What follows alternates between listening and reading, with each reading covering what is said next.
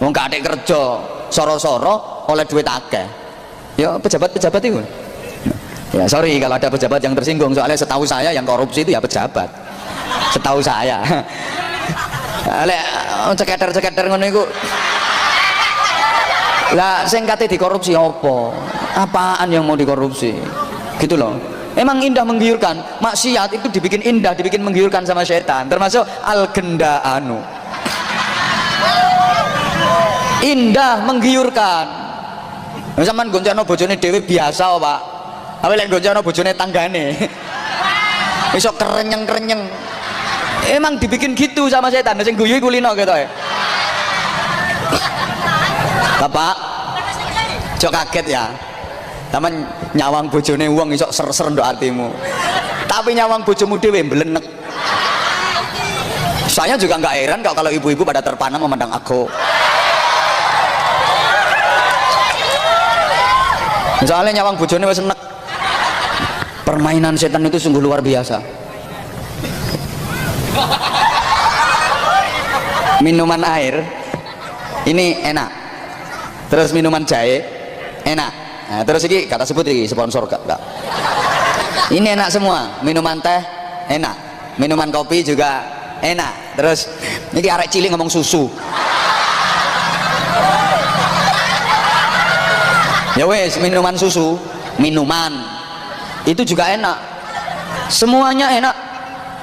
Tapi sama setan yang dibikin indah dan menggiurkan bukan itu. Yang dibikin indah dan menggiurkan sama setan itu ciu. Oh iya itu. Saya kurang paham ya kenapa disebut ciu. Ya mungkin ketika tutup botolnya dibuka itu keluar suaranya ciu. Kan lek tempat dicukit tutup botol kan ciu. Makanya disebut panterono, makanya disebut. Nah, karena ketika dicukit tutup botolnya berbunyi. Nah, makasih. Itu dibikin indah dan menggiurkan, padahal dampaknya luar biasa loh. Lek ngombe air mineral, jahe, teh, kopi, susu lah seger, nikmat. Apalagi susu menyehatkan. Walaupun susu ku ndek moto gak apik. Susu kan ndek moto itu. Lah kalau ciu yang diminum itu dampaknya kan kelepek-lepek toh. Iso-iso nyungsep ndok kali ngono kan. Emang dibikin gitu sama setan, indah menggiurkan. Saya pernah masuk ke satu mall besar. Kok gua ini? Terus sekali-kali kan sobo mall. Saya biasa meskipun ke mall juga pakai sarung. Emang saya ini sarjana, artinya sarungan saja kemana-mana. Ke mall pun juga pakai sarung. Begitu masuk pertama itu udah dijajakan ciu, miras berbagai merek, berbagai jenis. Cecer-cecer. Nah pelayannya perempuan-perempuan cantik dengan busana seksi dan serba minim nang mulus-mulus. Ada wedok sing wayu-wayu pakaiannya seksi-seksi tuwa kak cekak wayu-wayu tapi melarat-melarat. Enggak melarat ya apa sing digawe katoke adike sing kelas 3 SD. Mencoba sugih lah iso tuku katok sing landung ah.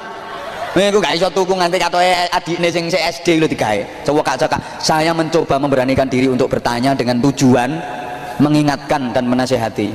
Saya sapa, Mbak mohon maaf ya, Mbak pakai baju yang kayak gini, pakaian seperti ini dilihat banyak orang apa nggak malu? Dia nggak jawab malah balik bertanya, mohon maaf Pak ya, Bapak masuk ke mall kok sarungan nih apa nggak malu? Malah saya ditambahi, ya jangan-jangan Bapak nggak pakai celana dalam. Aku yang batin, arek iki kok ya weruh aku.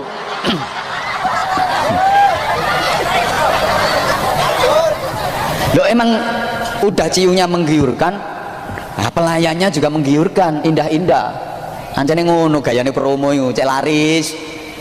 Produk itu ya dijejeri fotone wong wedok ayu. Mobil, tonton promone. Nah, gambar mobil sebelah lah ana fotone wong wedok ayu. Gambar sepeda motor sebelah lah ana fotone wong wedok ayu. Nek fotone jembure-jembure sene. Ya gak payu. Oh, kena ya gawe weden tikus iku.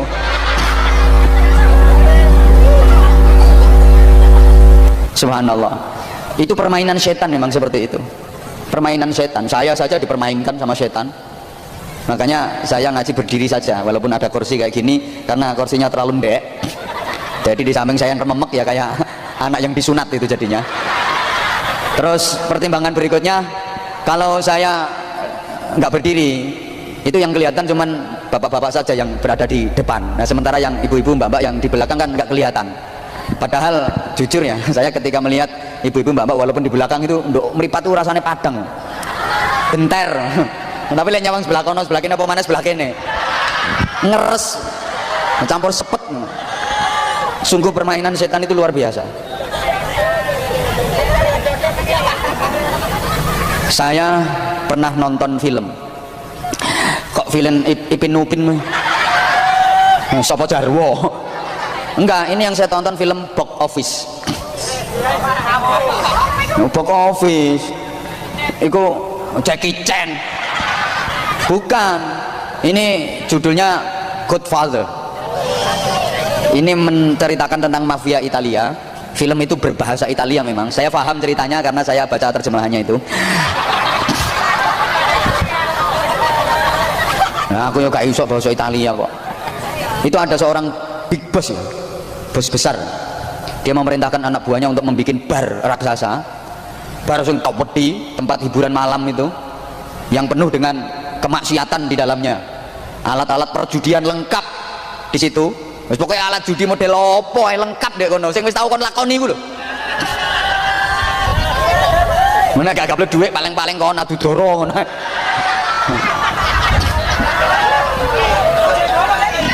Iku ratune iku ya. Iya sing sudeng-sudeng iku ya mosone. Ya setel. Di situ lengkap alat-alat perjudian, terus minuman keras berbagai merek, berbagai jenis disediakan. Kamar-kamar prostitusi ditata sedemikian rapi dan indah dengan lampu ya beraneka warna. Terus perempuan-perempuan cantik dijejer-jejer. Nah, mulus-mulus kayak babi guling. Mulai dari yang kulit kuning, kulit putih, kulit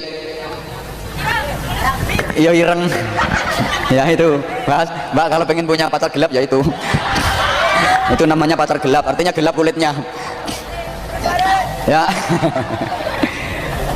Dijajakan di situ, jadi ada alat perjudian lengkap, terus minuman keras lengkap, kamar-kamar prostitusi lengkap. Begitu udah selesai, lapor ke bosnya, bosnya datang meninjau. Dia terkagum-kagum sambil mengangguk-angguk, bangga, good, ini baru hebat, ini baru hebat. Seneng banget dia, dilihat satu persatu kamar demi kamar dan perempuan-perempuan yang disediakan, udah lengkap semuanya. Dia bangga, ini bos besarnya, dia seneng banget. Terus dia ngomong ke anak buahnya, kerjamu aku kasih apresiasi, hebat, luar biasa, cuma sayang ada yang kurang. Apa bos yang kurang? Kata anak buahnya. Terus bosnya bilang, masa bangunan sebesar ini, semewah ini kok tidak ada jam dindingnya? Ya nggak ono jamnya balas ini. Terus gimana orang bisa tahu waktu kalau nggak ada jamnya? Jawaban anak buahnya, maaf bos, ini sengaja nggak kita kasih jam, tujuannya agar semua orang yang masuk sini, jangankan jam, jangankan waktu, hari pun mereka lupa. Kalau perlu seminggu, sebulan pun nggak akan terasa dia di sini karena dia nggak tahu waktu. Loh, setan nih loh sampai segitu permainannya. Melalaikan manusia dari waktu. Menungso iku cek lali waktu. Wes lali waktu, les kadung adu doro kan lali sholat.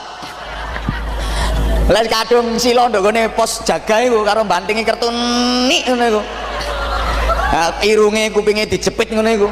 Wes lali waktu les kadung ngono iku. Apa maneh lek tepak ndok nggon karaoke. Ajep. Lali waktu, lek tepak elektron ono penyanyi terus nyawer ngono iku. Hae. Lali waktu, wasyik. Permainan setan memang seperti itu. Tahu-tahu udah tua. Loh iya, dilupakan akan waktu, ngerti-ngerti tua. Ngerti-ngerti duwe putu. Nggak kroso, tahu-tahu rambut udah memutih. Dia nggak sadar. Padahal itu sesungguhnya peringatan. Rambut yang dulu hitam menjadi putih itu kan berarti meninggalkan dunia hitam. Nah iya, rambut yang hitam udah ditinggalkan kok berarti meninggalkan dunia. Tapi sama setan dilupakan. Nyatanya yang ngeyel loh, disemir.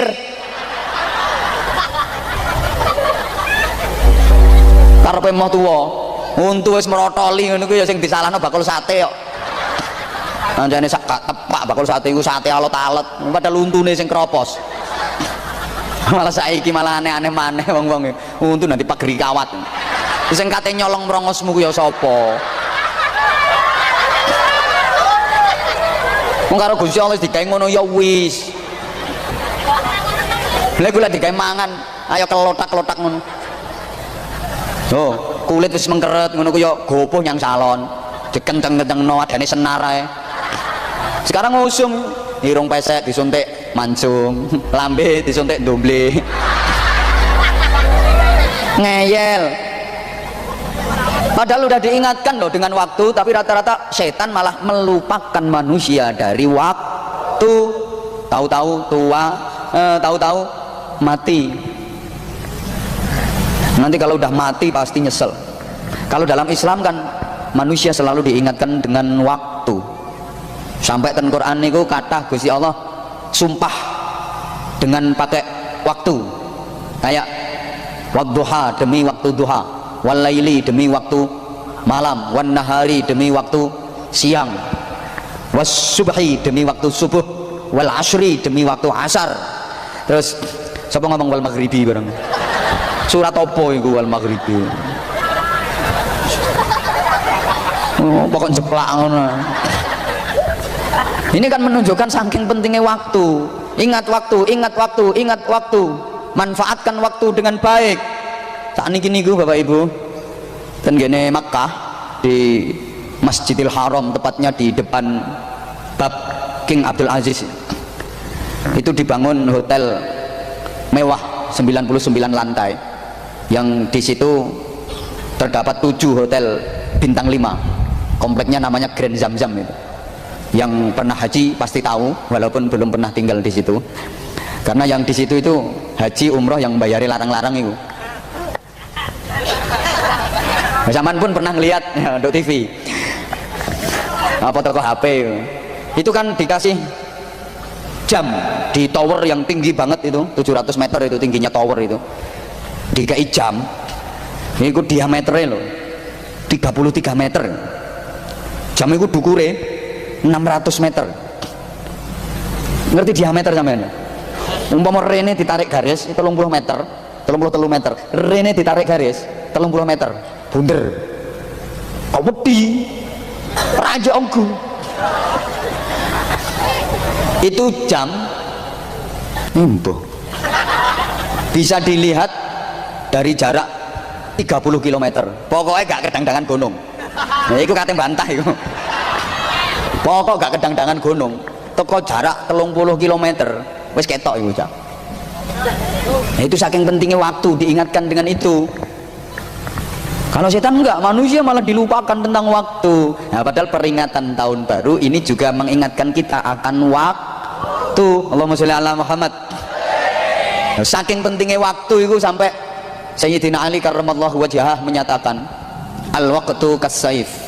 Waktu itu seperti pedang. Jadi dia bisa sangat bermanfaat bagi sang pemilik. Tapi kalau sembrono itu loh, dia juga bisa mencelakakan sang pemilik. Orang bijak mengatakan bahwa orang yang sukses itu adalah mereka yang pandai memanfaatkan kesempatan. Kalau orang tidak bisa memanfaatkan waktu dan kesempatan, pasti gagal. Dan kesempatan itu datangnya cuma sekali, kemudian dia tidak akan pernah datang kembali. Kalau ada kesempatan lagi, itu sudah kesempatan yang baru. Understand? Ngerti gak ngerti? Pokoknya yes, aku cek semangat. Kesempatan itu datangnya cuma sekali, dan dia tidak akan pernah datang kembali. Dalam sebuah hadis yang sangat panjang, saya tidak hafal redaksi hadisnya. Nah, aku lagi hafal, yang ngomong gak hafal, ada astagfirullah kan gayamu. Iki hadisnya dawa, nah aku gak hafal. Nah, aku lagi hafal, yang ngomong gak hafal yo. Timbangannya gak hafal terus menggaya ngapal-ngapal no keliru kabeh ayo. Nah aku jujur, aku lek goblok, aku ngaku goblok. Aku yo kon goblok mata pinter ngono iku. Aku nek gak iso ngomong gak iso, gak hafal aku ngomong gak hafal, lancen aku gak hafal kok. Timbangannya tak peksa-peksa terus salah ayo. Makanya hati-hati kon. Cek hafal hadis telu anggar wong didalili. Hafalnya cuma hadis telu iku tok. Ketemu sapa ae? Qala Allah Ta'ala.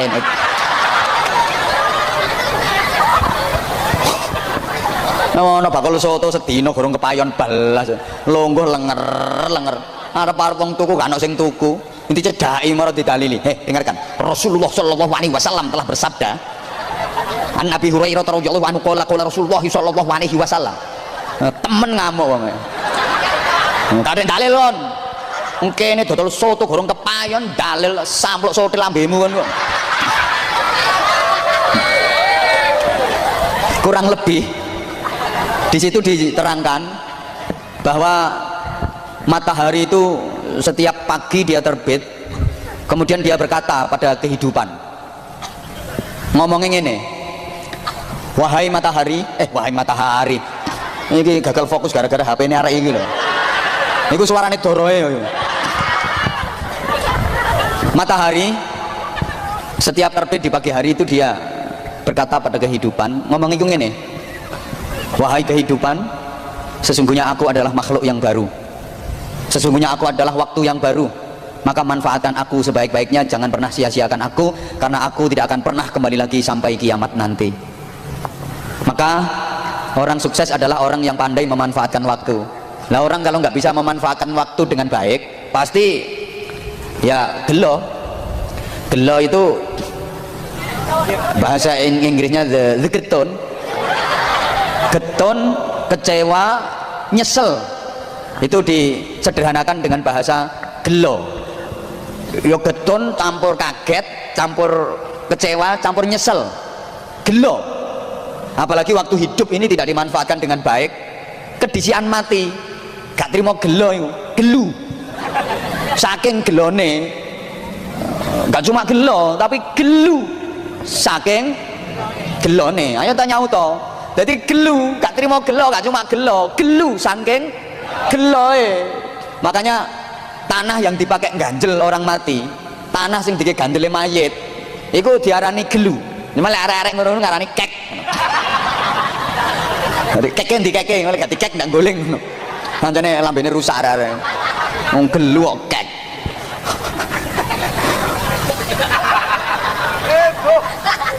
Jadi ganjele mayit nduk kuburan iki lho. Kon meneh yang ngono ya. Iku diarani gelu. Lah konon jumlahnya 7 gitu. Sing kulino nderek proses pemakaman niku mayit iku dikai ganjel teko lemah. Jumlahe 7. Nah jenenge iku gelu. Nah jumlahe 7. Lek dijejer disambung-sambung, yo gelu saking geloe. Kok diguyu sih? Iku jenenge gelu. Arane ganjele mayit itu gelu. Lah jumlahe 7. Nek disambung-sambung kan gelu. Lek cuma siji gelu. Nek 7 gelu. Nek cuma siji yo doro. Ngono ae. Lah sampai 7 yo doro. Ya padha ae sak kelompok iku. Ancane tunggale kok. Padha. Aku ngerti, tontok teko irunge karo cangkeme ketara. Dadi ya apa ya ambusile doro. Ayo kon. Tapi alhamdulillah saiki dadi panitia pengajian. Lebih baik seperti itu. Apik wong elek ngakoni elek iki luwih apik. Ini ada etikat untuk berubah jadi baik. Wong tahun baru mari ngono biyen cekelane doro, mari ngene cekelane tasbih. Kayak apa? Kayak nyampluki bojone. Ya maksudnya bojone iku dituki tasbih, diajak wiridan bareng-bareng, zikir bareng-bareng ngono lho. Iya. Wes. Dadi mesti mikir deh, kok roh ae nek aku kulino adu doro ngono. Wong tekupone nduk kono. Ngene. Wis salah menengo. Dan itu memang bener. Orang itu nanti kalau sudah meninggal pasti nyesel, kecewa, getun, gelo, saking geloe. Yang mati tua ya gelo, yang mati muda juga gelo. Yang mati apik ya gelo. Apa maneh? Siap-siap ya. Mati tepat adu doro.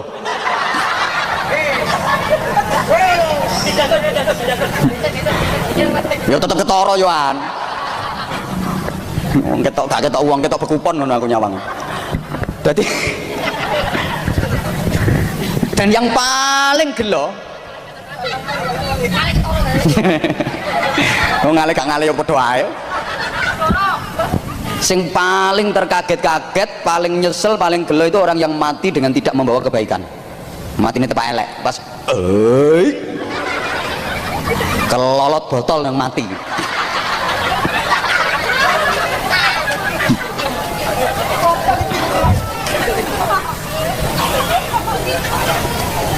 Mereka nyesel bahkan menjerit-jerit. Qur'annya jelas, Rabbirji'uni la'alli a'malu shalihan fima taraktu kalla. Menjerit, merintih, menangis, ya Allah kembalikan aku ke dunia ya Allah. Jaluk dibalik nang donya.